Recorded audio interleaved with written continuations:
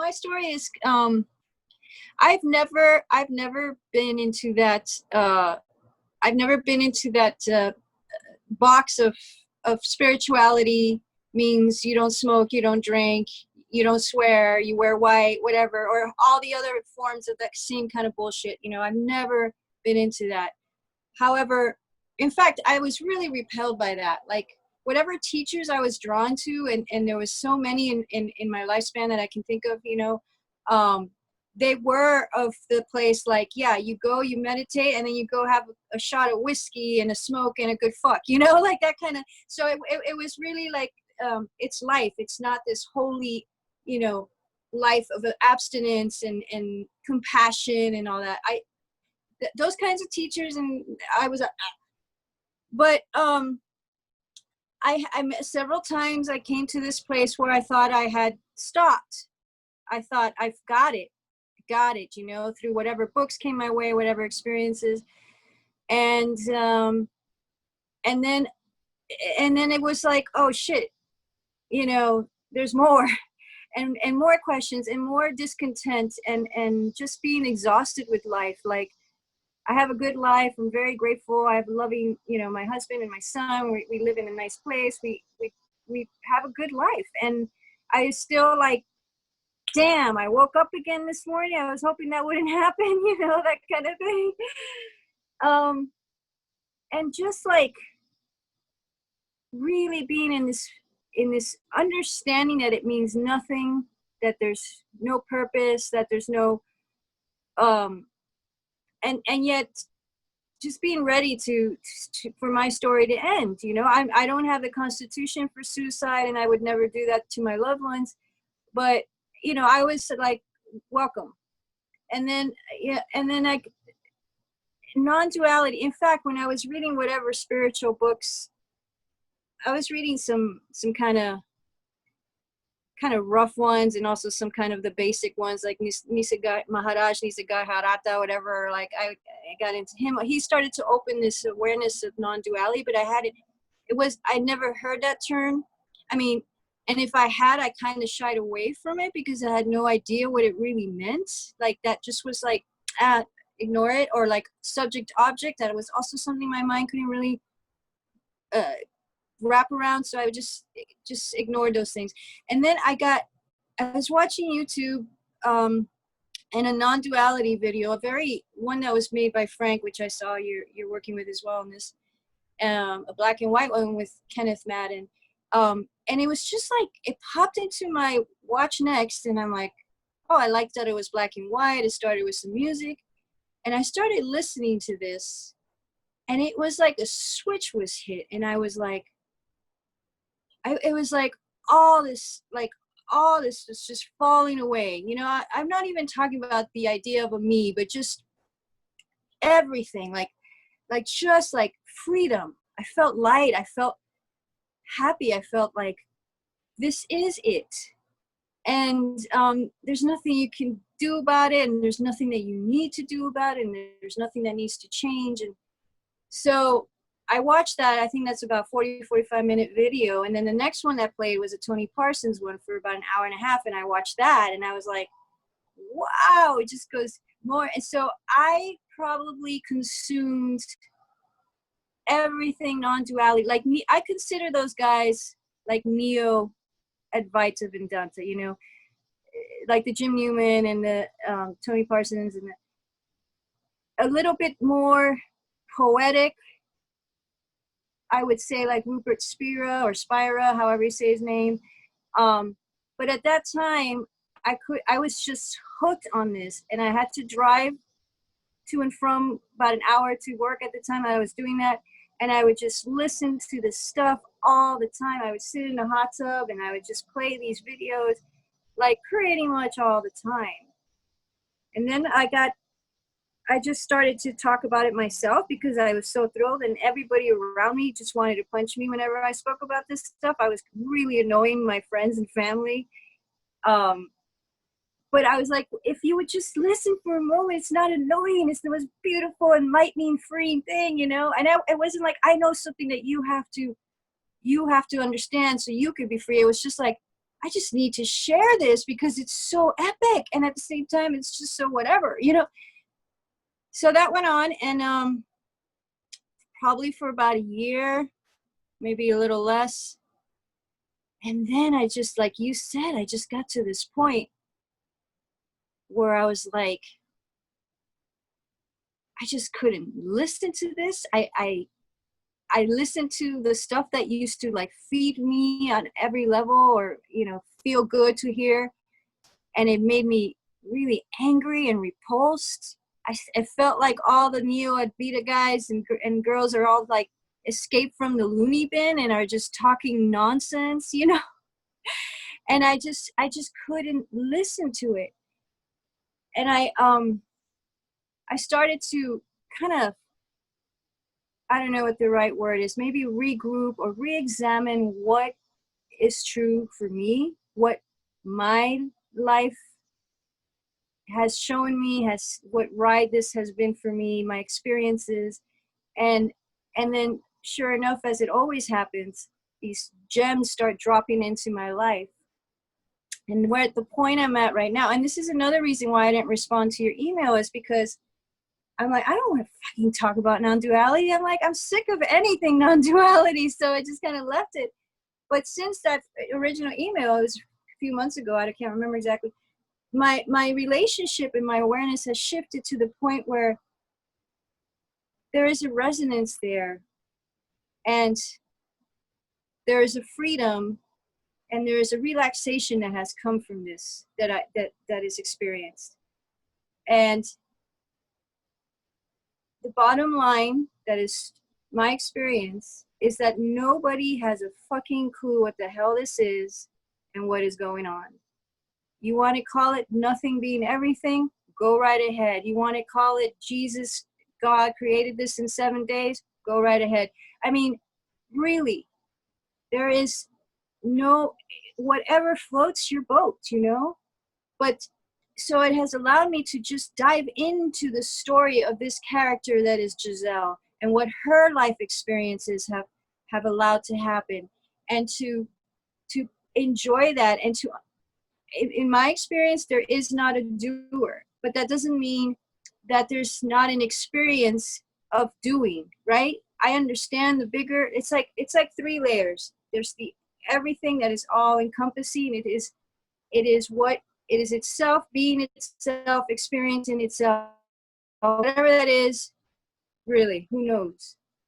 Then there's the level of awareness, creating the dance of life, experiencing itself through whatever stories, whatever characters, and that is beautiful and free. And it's just, and then there's the third level, of which in my experience, most people are at, although that seems to be shifting in the world, is the separate self. This is real. I'm a real person making real choices, cause and effect. And it feels like I need to get to the place where I don't feel this anymore, where I can relax in my life, where I'm not tense and afraid all the time. And whatever, it's the same isness as being all those things and experiencing itself on all those different levels. And I have to say, like, I don't like the language of there is no me and the individual feels this and feels separate. Because honestly, since my world just sort of blew up, and it's been like knowing that there are these 3 levels, and just allowing them to play out however they are, has been so, it's been so much more joyful, relaxed, allowing, trusting. And sometimes I find myself in this mode where I'm like, oh, I'm really, I'm really in this space where I'm angry, or I wish something had gone differently already. But as soon as like it gets too tense or too dense, it's like, oh, like watching a movie, you can get sucked in, and then all of a sudden you have to remind yourself it's only a movie, don't freak out, So that's where I'm at right now.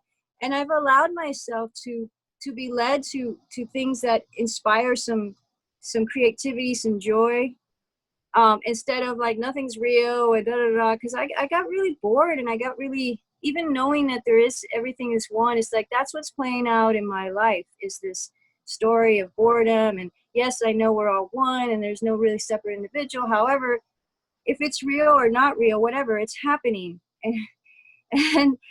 And and you know, at some point it's not going to be happening for that particular, you know, expression of this, you know, that's you, that's me.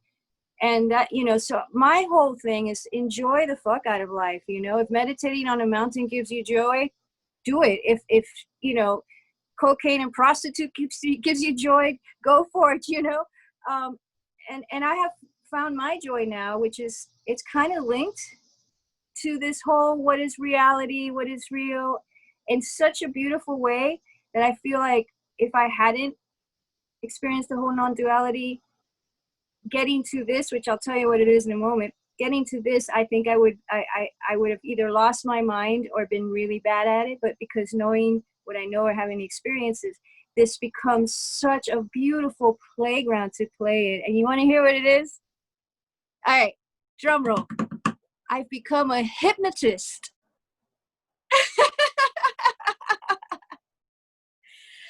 And it's fascinating what arises, and it's such a playful thing.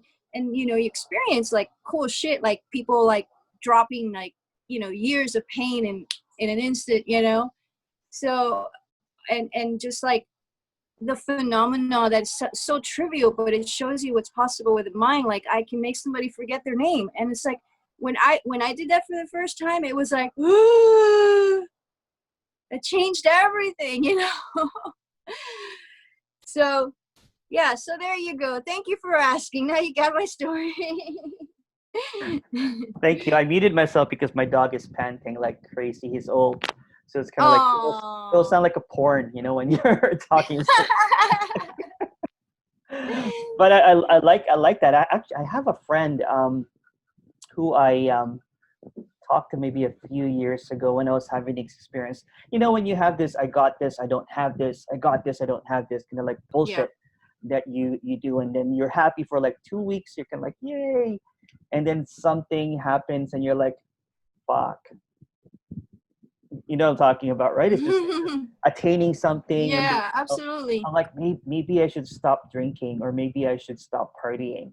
And it's just all of this. Maybe I should eat more vegan food now. I'm going to be vegan now. I'm going to do yoga. Yeah, absolutely. All that kind of stuff.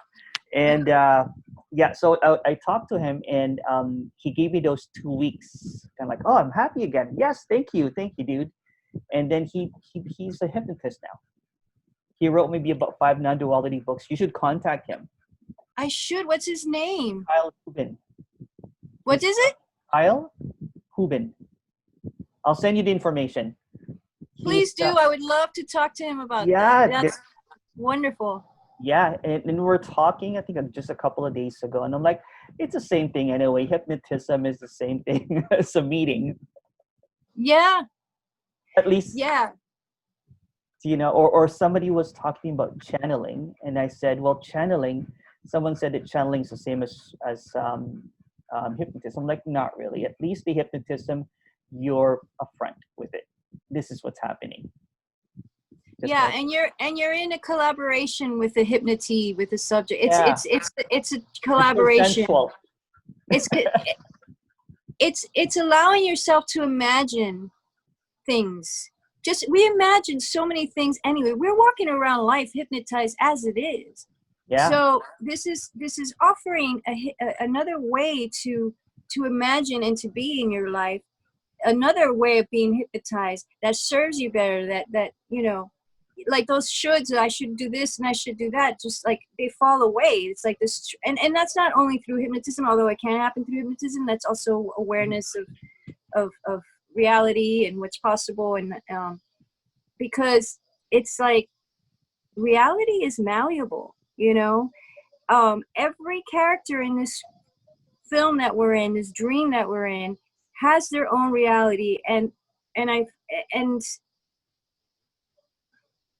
has their own story, you know. So the Jim, like saying there is nobody here. So do you have a wife? No, of course I don't. You know, that's maybe how it is all the time, or maybe in that moment. But that's that story. That's that individual story. And each individual listening to that wants that story.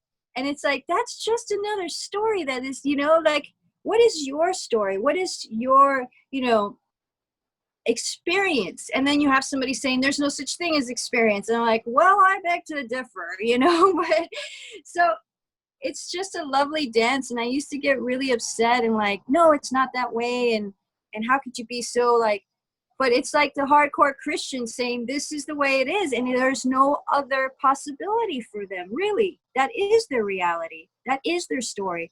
It's the same for the non-dualist, you know, the hardcore. And I know there are different voices and ways of expressing this, but so it's just allowed me to relax and enjoy it. And I really don't have any interest in listening to it anymore. That's probably because I'm 100% involved in listening to all things hypnosis, you know. But it's nice to be entertained and busy with something again, like I used to be with the non-duality. That I'm really grateful for. Because I was just drinking a lot of tequila and watching a lot of Netflix for a while, which was fine, but that got a little boring. That's good to hear. That's good to hear. Yeah, for me, it's the relaxation. Yeah. It felt like I was carrying like a backpack of rocks being a teacher. Yeah. I could not really do anything, and I could not. I used to teach every day from. Oh, wow. I would do my meditation like really early in the morning, like 4 o'clock or 6 o'clock, and then I would do yoga for 2 hours, and then I felt really holy for a while. You know what I'm saying? It's like I was eating vegan food, and every time that I came home to Ontario, I was in BC. My brothers would be like, I know you love this beef brisket. I'm like, I do. I'm like, fuck it, give it to me. And I would just eat it, you know, and then I would go back into my BC life, you know, and people would be like, oh, Emerson, we made you this chia seed, whatever concoction, you know, that it will fill you up. I'm like, oh, thank you.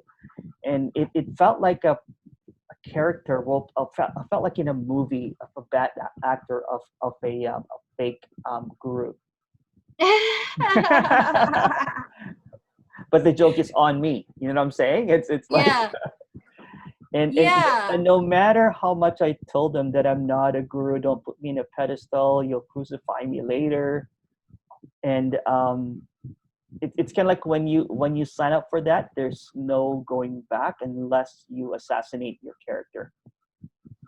Absolutely. In their eyes, right? In their eyes, because yeah. for you, it's all the same. It's all the same.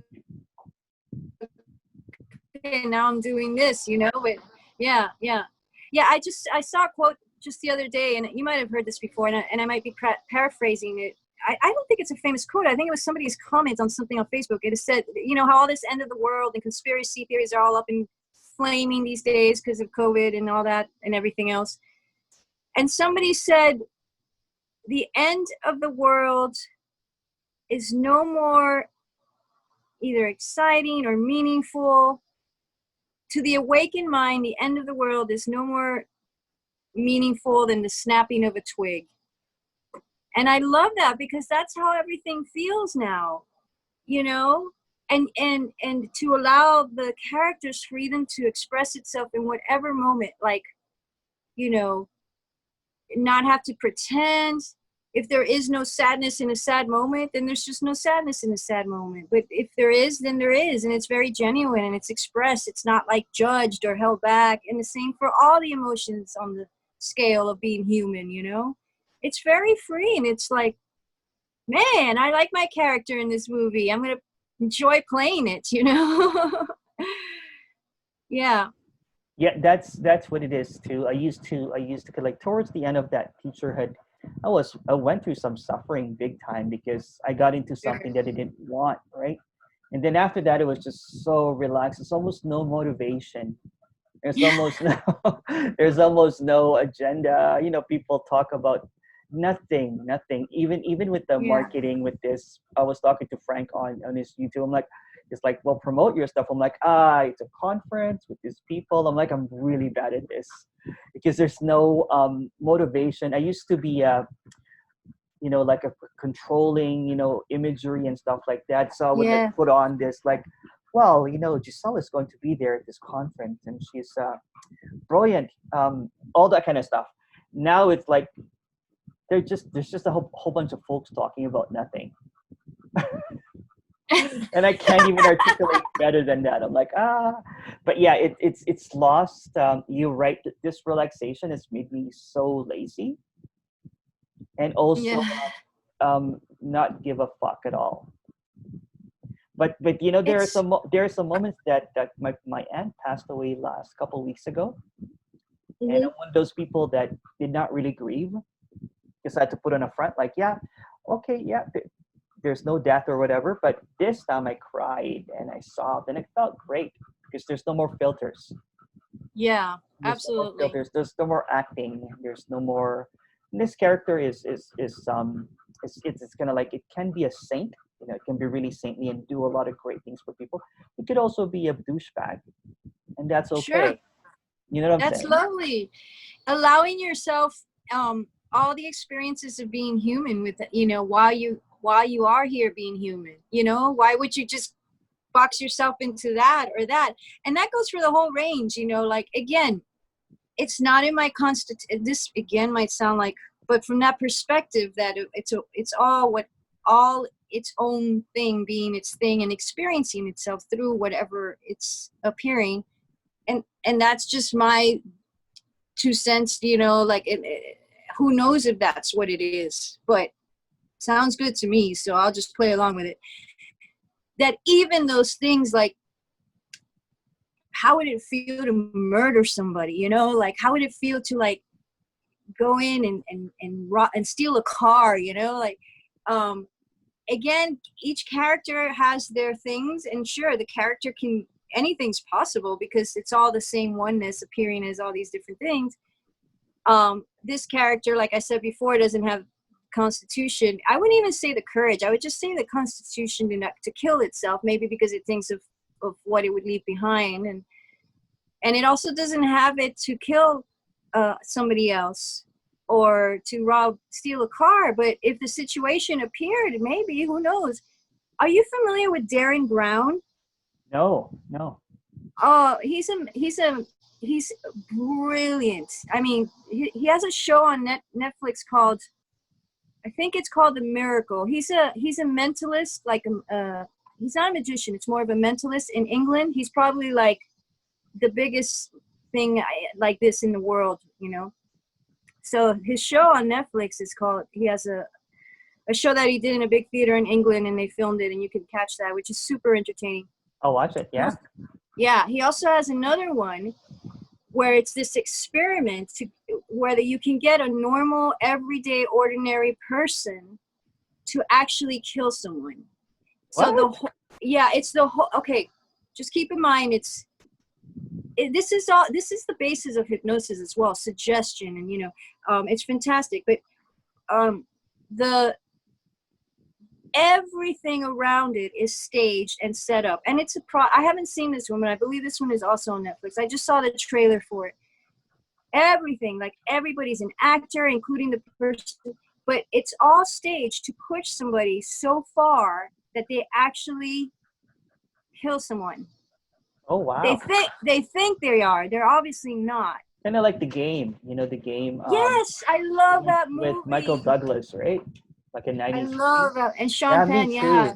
Yeah, that was the So thing it that. just goes to show you, like, you say, oh, I can never kill someone or do that. Or, when things show up in a certain way, and of course, we know, wink, wink, there is no doer. It's just what's That's happening, right.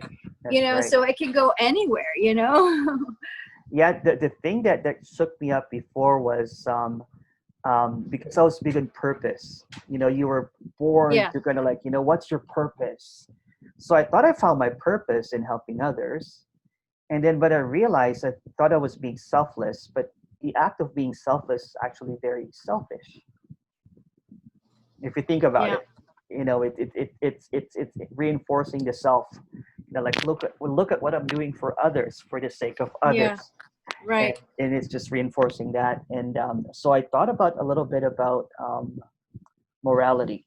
Morality is a big question mark, for non-duality and what do you mean there's no good or bad, all that kind of like it's a concept, but it is. When did morality really start? When we have societies and all that kind of stuff, Yeah. and it's just Conditioning, right or conditioning. wrong. I mean, morality for someone is the moral choice is completely the opposite of the moral choice for somebody else. You know what I'm saying? Depending on culture, on beliefs, on religion, That's right. On the situation, on the environment. Absolutely. I mean, it goes. It goes really deep. For me, I honestly think morality is a four-letter word that I don't use it. And when I hear it, I just listen um with allowance, acceptance. But I It's don't have it. I don't give a fuck about it either, to be honest. yeah, for me too. It's almost like um anything that's appearing now. It's almost like it's just an expression of the infinite. It's just an Absolutely. expression. It's just Yeah. Beautiful. yeah. It's just a presentation of the indescribable. It's just coming out, It and is. it's like I'm like, oh wow, like I would look at some news and or even seeing suffering right now is not what it used to be.